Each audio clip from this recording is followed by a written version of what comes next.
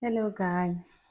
Today it's going to be a quick one because how are you all doing today? I'm so stressed up. I'm just coming back from work, but just been receiving a lot of mails on my mailbox to talk about um, some of the visa questions that one might encounter during the process of the interview. So, in most cases, it varies because only the CVU decides what questions to ask and what questions not to ask. But I'm going to give out some few points that you can prepare on, work on, which I feel it will be helpful. So, first thing first, you might be asked, why did you choose Malta? You have to tell them why you chose Malta as your study route. Tell us about yourself. They'll be like, tell us about yourself. You tell them about yourself. Are you married? Are you single?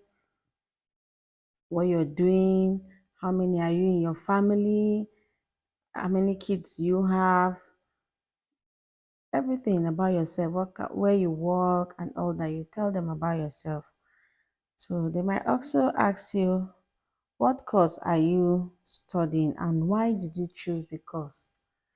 I think everyone should know what they're studying and what prompted them to choose that particular course. Then tell me about Malta. What do you know about Malta? For you to have chosen Malta, I think you should know why you chose Malta.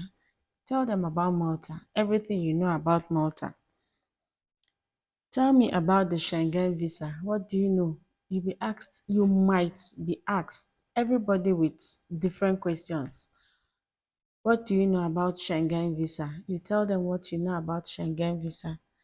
You tell them the countries you can visit with a Schengen visa.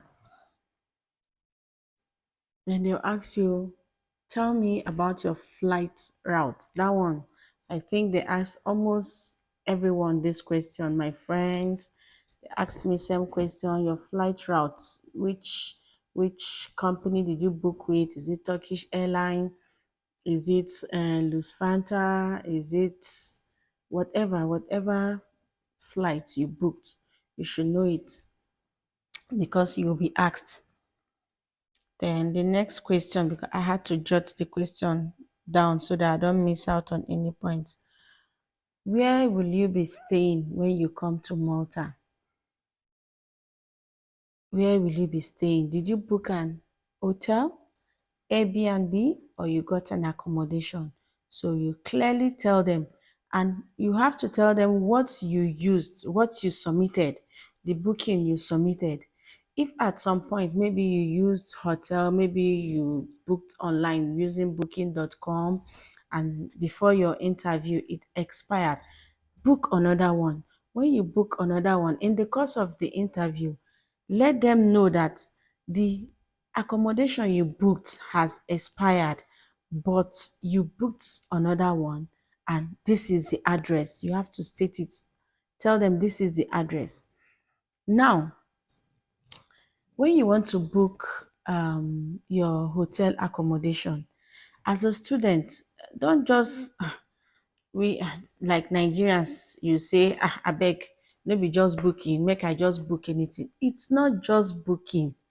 Book what you know. Like when I did my own booking, I went for I booked for 2 weeks. I searched for an hostel like accommodation that is an hotel.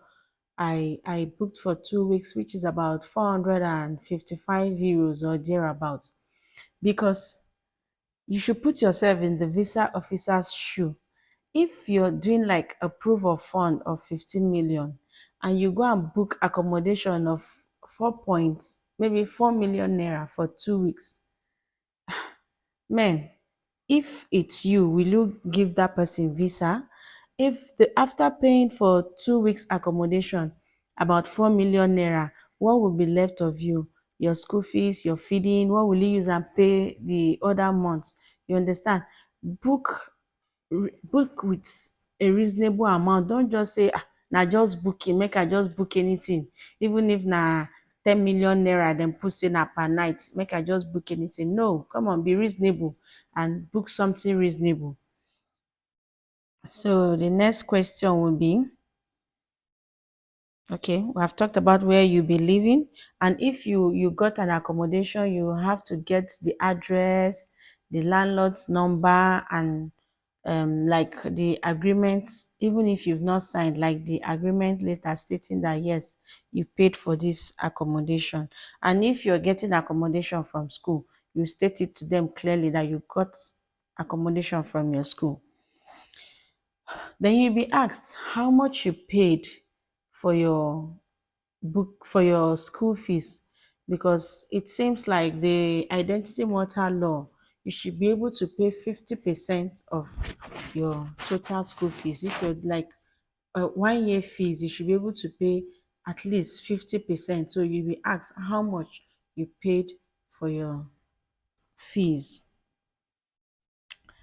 Another wonderful question, you'll be asked, did you apply for the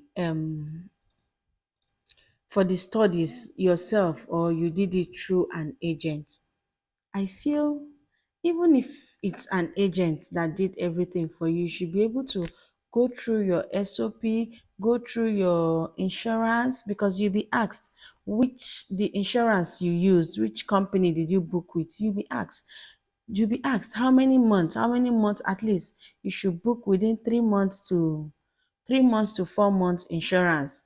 You'll be asked which insurance you used, how many months. So these are the things that even if you got this you got your admission through an agent, you should be able to read through, as in know the basic things before the interview, so that you will not be lost during the interview. When you're asked a specific question, you will not know what to answer. Did you apply alone, or you went through an agent?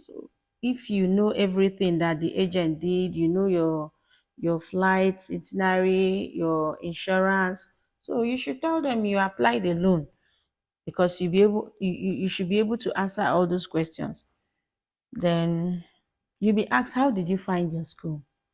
Which method? How? Is it through a friend? Is it through Google search? Is it on YouTube you found your school? How you found your school? So you should be able to tell them how you found your school. What do you want to study? What course? Man, everybody knows what they want to study before you even embarked on the journey. Before you even started, you have decided what you want to study. So you should be able to tell them what you want to study, and what are your course modules. Very important. Very, very important. Like me, I was not asked my course modules, but you should read everything. Know your course modules, because you might not know where the questions will be coming from. You might not know the questions that you'll be asked. So know your course modules. You might also be asked your previous certificates. What are your qualifications? If you're going for masters, they'll ask you your qualifications. If you're going for BSc, they'll ask you your qualifications. If you're going for diploma program too, they'll ask you your qualifications. So know your qualifications off hand. Then you might be asked, tell me about Malta. What do you know about Malta? What you know about Malta, the places you should know, few places, watch YouTube videos, Google search, know few places in Malta.